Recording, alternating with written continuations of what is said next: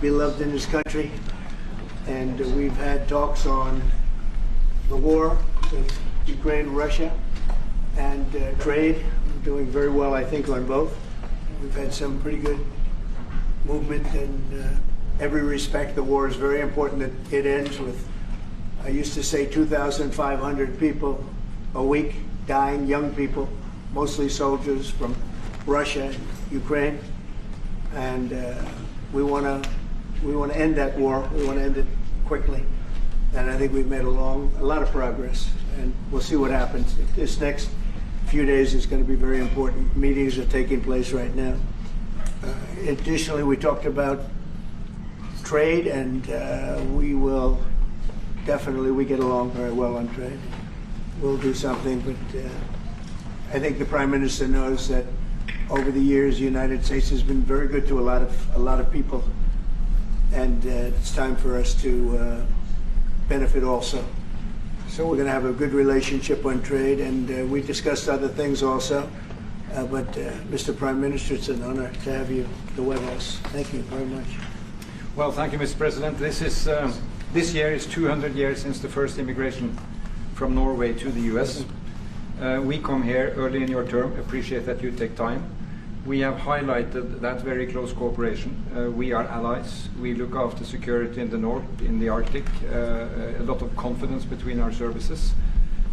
We have discussed in detail the war in Ukraine. I have saluted the President for his initiative to make progress towards something that can be a ceasefire and an end to this terrible conflict. It is a complex picture, but it needs political will and push, and we have exchanged ideas on that. And then I think the President and his team have been open to hear our perspectives. And on trade, we have also emphasized that we can benefit, both of us, by trading. We can be complementary, and we can find good solutions. But first of all, I appreciate, Mr. President, the spirit and the tone of this conversation, which has been confirmation of a very strong partnership.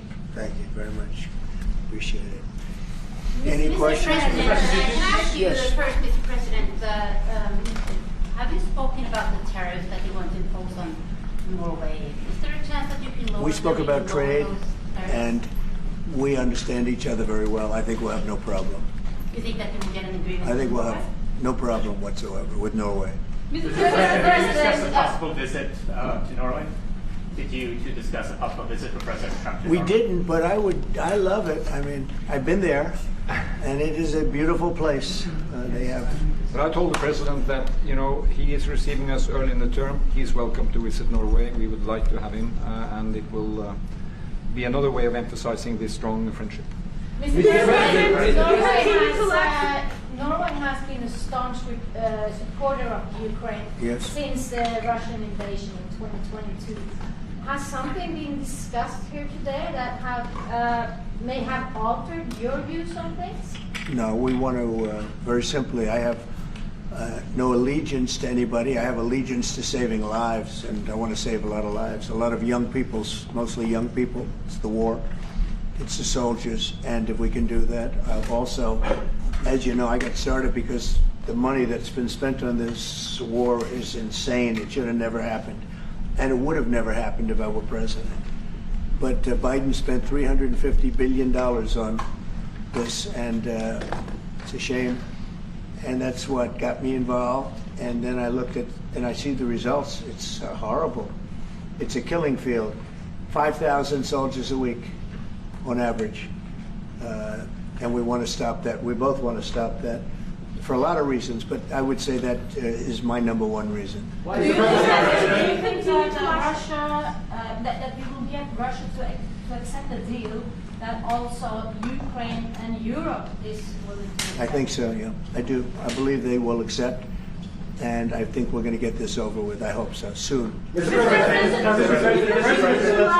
ahead. Continue to lack support from NATO allies in your goal of obtaining Greenland. How will you proceed if you don't get that support? Well, Greenland's going to be interesting, but that's for another day. I think we need that for international peace. What are you expecting of your And if allies? you don't have that, I think it's a big threat to our world. So I think Greenland's very important for international peace. Yeah, please, go ahead. Mr. President, this morning in Truth Social Post, you used the words Vladimir, stop. That seemed like a slightly different message, a personal message. What is your level of frustration with President I didn't Putin like at this last point? night. I wasn't happy with it. And we're in the midst of talking peace, and missiles were fired. And I was not happy with it. That's what I meant, and that's, you know, Mr. what it President, said. Mr. President, why I are assume, you- I assume that's what you mean. Sorry, Yeah, if I the assume. bombs keep falling, will you consider additional sanctions toward Russia, or what will you do if President Putin? I'd does rather not answer respond? that question in a week. I want to see if we can have a deal. No reason to answer it now, but I won't be happy. Let me put it that way.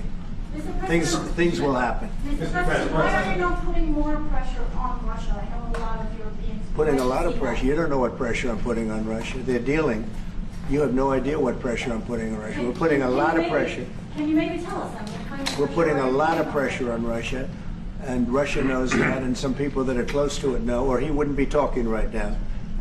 The Prime Minister understands that better than anybody. He wouldn't be talking right now. He's talking, and we're putting a lot of pressure. I think he wants to make a deal. We're going to find out very soon, but it takes two to tango, and you have to have Ukraine want to make a deal too, and they're being hit very hard, and I do believe they want to make a deal. Mr. President, Mr. Prime Minister, if I may. You said that the Ukraine have to give some territory to win peace, among them Crimea. Do you stand by that? And I know that the former NATO General Secretary today has told you that he does not agree, and he believes in territorial integrity of the Ukraine. How will you deal with that with your allies? And do you Well, the stand by former- that Ukraine have to give Former Crimea to Secretary win General peace? happens to be right here, you know, so they can't put words in his mouth. He's been a great general, frankly. It was because that's what you are. Really, you're a general. But he's been a great Secretary General. We had a tremendous relationship, very successful, and I think he could speak for himself. He's right here. But do you still agree that Ukraine have to give some territory away to win peace? Well, it depends what territory. They've been fighting. They've lost a lot of territory. And we'll do the best we can, working with Ukraine. We'll do the best we can. But they lost a lot of territory. When you say Crimea, that was handed over during a president named Barack Hussein Obama. That had nothing to do with me, Crimea. That was 11 years ago with Obama. And they made a decision. There wasn't a bullet fired. There was no fighting. There was no anything. They just handed it over. Now they say, well, can you get it back? I think that's going to be a very difficult thing to do. That was given by Barack Obama when he was president, not by Donald Trump. Thank you, Mr. Mr. President, President. I have a long You have meeting, a peace Mr. President. proposal that you put on the table. It's a 30-day ceasefire proposal. Your national security team presented it to both Ukraine and Russia. 2 months ago, Ukraine agreed to that ceasefire proposal immediately. Russia has not. And my question is Russia the obstacle to peace based upon that, just getting to that 30-day ceasefire? I don't think so. I think that they both want peace right now. They're ready to do something. We'll see what happens. Complicated, very complicated. But I think they are both very much looking to make a deal. Marco, what would you say? Well, first of all, what was put before our partners was options to discuss about things that it would take to end a war. This war is endable. Both sides just have to agree to it. We've shown them a pathway forward. We've discussed those ideas. It was a good meeting yesterday. There'll be good meetings over the weekend. We've shown them the finish line. We need both of them to say yes. But what happened last night with those missile strikes should remind everybody of why this war needs to end. It's horrible those missiles landed. What's even worse is there are today people that were alive yesterday that are not alive today because this war continues, and the president wants to stop it. And everyone should be thanking the president for being a peacemaker and trying to save lives. That's what we're trying to do here. It's not our war. We didn't start it, as you know. But we're trying to end the dying. We're trying to end the destruction. And we've shown the path forward. We can see the finish line, but both of them have to get there. We're going to do everything we can to help them get there, but they have to ultimately say yes. Both And of we them. are using a lot of pressure on both. You know, if you think we're just in there because we're nice people, and we are nice people, but we're using a lot of pressure on both. What had a long concessions, meeting, Mr. President, and to your national security team, what concessions has Russia offered up thus far to get to the point where you're closer to peace? Stopping the war, taking the whole country. Pretty big concession. Mr. Mr. President. President, If you are going to take down the tariffs, what do you want Norway to buy more of from the U.S.? To buy more? Well, you don't need snow. You don't need skis. You don't need ski champions either, right? You have a lot of them. We just want to keep the relationship the way it is. We've had a great relationship. I think now maybe closer than ever, but we've had a great relationship with Norway. I think just keep it the way it is, kid. You can't do better. Really? Not even by, say, Well, if they want to give us some additional concessions, that's okay. You can't do much better. Yes, Mr. yes. President, you've had a long meeting with Norway today. You said that Norway is doing a lot of things right, but on the Ukraine, if I can ask both you and the Prime Minister, did you find common ground today on Ukraine and the peace plan? Totally. It's totally common ground. The Prime Minister can speak about it, but I can just say he wants to see people stop dying more than anything else, and he'd like to see it end. He's going to help us end it. Mr. President. Can I say that to move towards an end of this war, U.S. engagement is critical, and President Trump made that possible. That is clear, that is obvious, it's really happening. Now the important thing is that both parties have to know that they have to deliver, and they have to feel the pressure to deliver. Ukraine is under attack. They are defending themselves. Lives are being lost. And we believe very firmly that there needs to be a ceasefire, the initiative taken by the US some time ago. It needs to be respected. And then to move on to something which both parties can own. That is the complicated part in such a dramatic war. And here I believe Europeans and Americans working together, as we do much closer now. I salute the team of President Trump of being, open in that process. We had a good discussion on this today. And then we have to move on, and we cannot lose time because this is too much drama happening. One thing is people losing their lives, but it is a bad thing for Europe, and it's a bad thing for the world to having such a broad conflict going on. It can have ramifications far beyond Ukraine. Mr. President, follow-up sir, question. Mr. President, if I forgot my question. I wanted to ask about. It's all right. That happens to the It happens sometimes, yeah. No, Mr. President, I wanted to ask about the. Zelensky has said that he wants more Patriot missiles. So far, has been no response from the United States. If you and the United States decides to pull out of negotiating for peace, trying to broker peace, does that also mean a no on Patriot missiles, a no on sharing intelligence with Ukraine? Let's see what happens. I think we're going to make a deal. And if we make a deal, that'll be wonderful. We won't have to worry about your question. You can ask that question in 2 weeks, and we'll see. But I think we're getting very close. The Prime Minister feels the same way, and we'll hopefully not have to answer that You question. said once the President. Mr. President, Norway is the third country to be officially invited to the White House after Liberation Day. Why did you invite Norway so soon to the White House? Because I like them. And I like your Prime Minister, and I like the way your government runs, and I respect the King. He's highly respected in Norway. It's a great thing, not an easy thing to do. Would you He's done a great job. Yeah. Would you like an invitation to visit the King? Absolutely. You get me that invitation. I just told the President he's welcome to visit Norway. President Trump, where's Mike Farm Yeah, left? You said before that you like the Norwegian Petroleum Fund, and I'm wondering if that has been up for discussion today, the way that we have structured our money and whether. Well, this fund was created in the late 1990s to save for future generations the income from oil and gas. Norwegians should continue to work as hard, dedicated, innovate, and move forward, despite having these incomes, which we happen to be in the period of our history where we can harvest, and we have transferred that into investments, half of them, by the way, here in the United States. Mm-hmm. So I think this is a model which we have been able to explore. If we can share experiences, and we do with our colleagues in the US, you never copy this one-to-one, but there can be techniques and way of working that we have used in organizing our fund. Jens Stoltenberg was the finance minister when the first dollar entered that fund. So he's a safe hand to have as a finance minister today. What do you say? No, and as you said, Mr. Prime Minister, we are ready to sit down with the U.S. To also work with them on if they want to establish a sovereign wealth fund, because we have a good experience with our fund.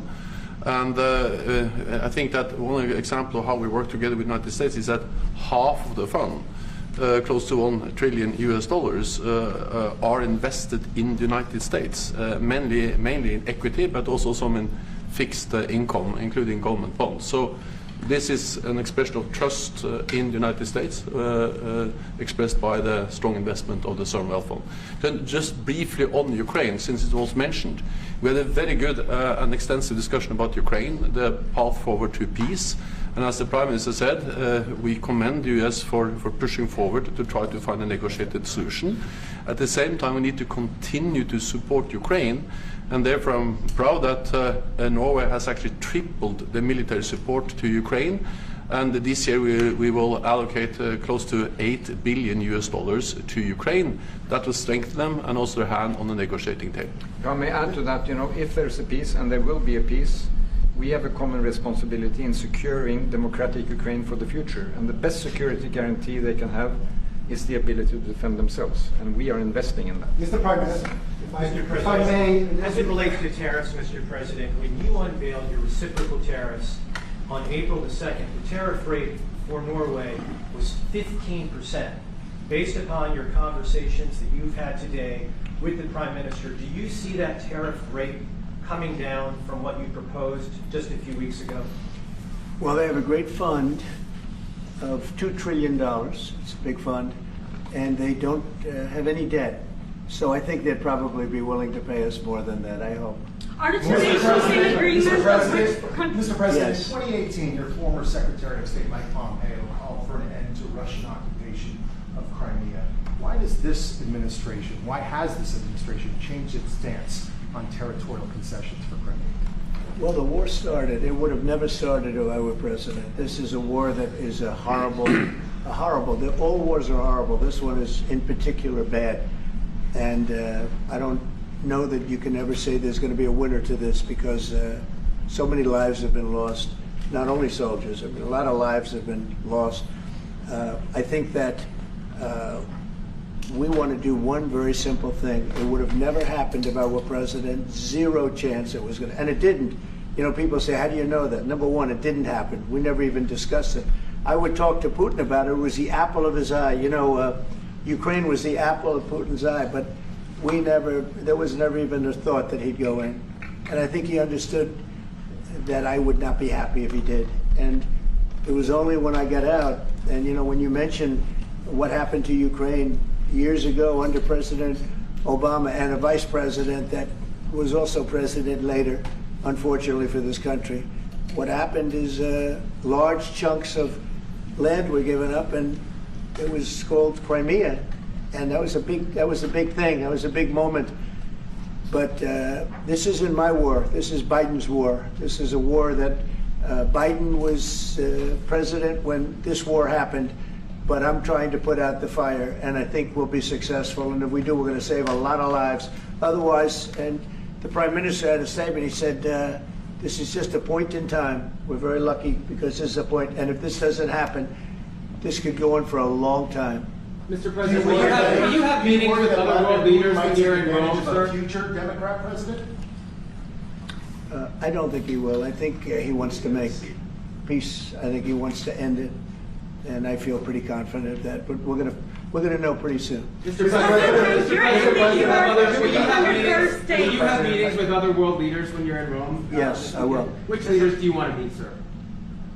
Well, I'd like to meet them all. That would be nice. I'd like to take care of all of them, but we have many of them there, and they all want to meet. They want to meet about trade.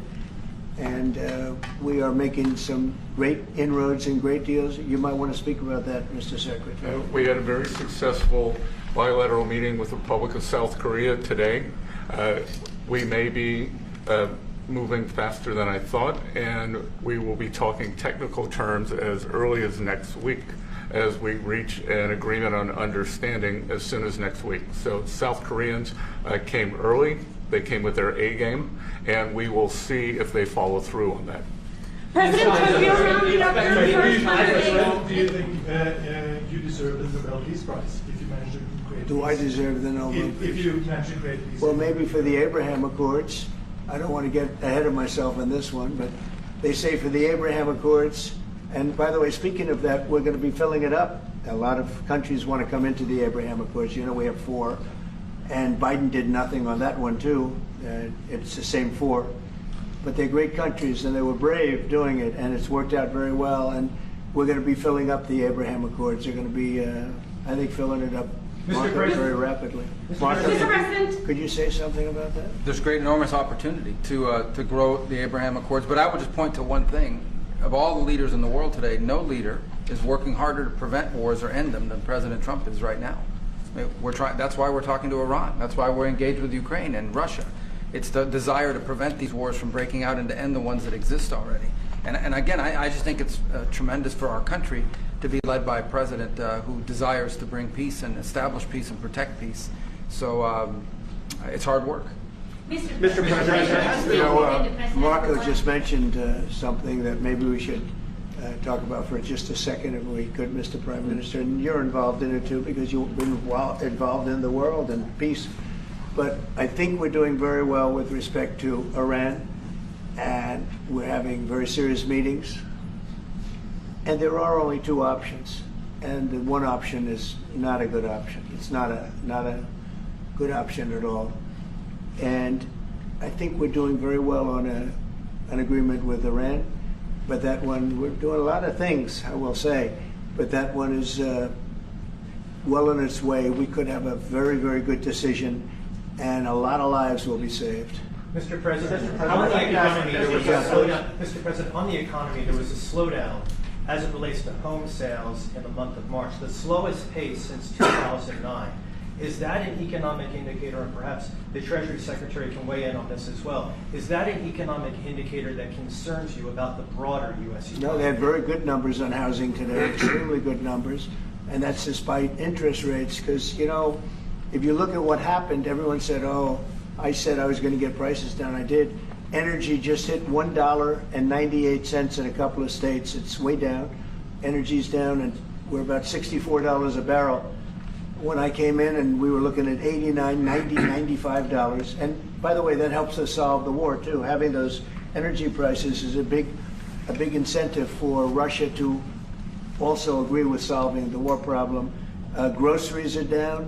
When I was with you 2 months ago, you were complaining about eggs. I said, I just got here. I was here for about a week when the press started saying about eggs have gone through the roof. I said, I just got here. Tell me about eggs.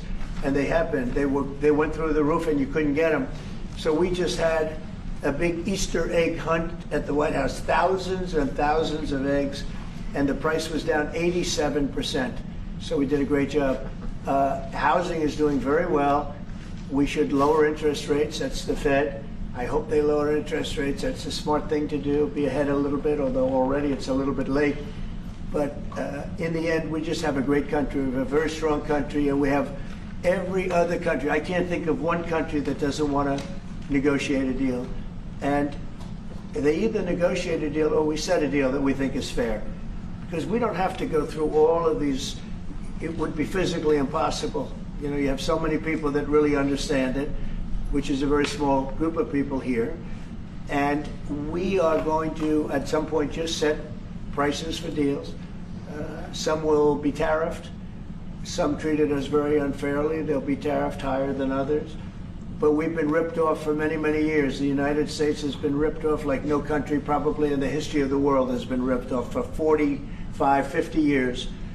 And countries have gone rich by doing that with the United States. We've taken care of their militaries, and military is another subject we talk about. We're not going to make that subject to any of the deals, but you know the same countries that I do, where we virtually take care of their military and then don't get treated fairly on trade. So the people, and I don't blame those countries, I blame the people that sat at that beautiful desk right behind you, because those people didn't do the job for this country, and they let us lose $4 billion a day on trade. We were losing $4 or $5 billion a day on trade when I got here, and now we're going to be much better than breaking even, and we're going to be making $4 or $5 billion a day on trade.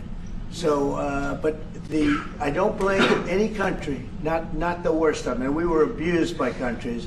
I blame the President of the United States that happened to be sitting when these deals were made. Disgraceful. When I was here, we had a great 4 years. We had the most successful economy in the history of our country, my first term.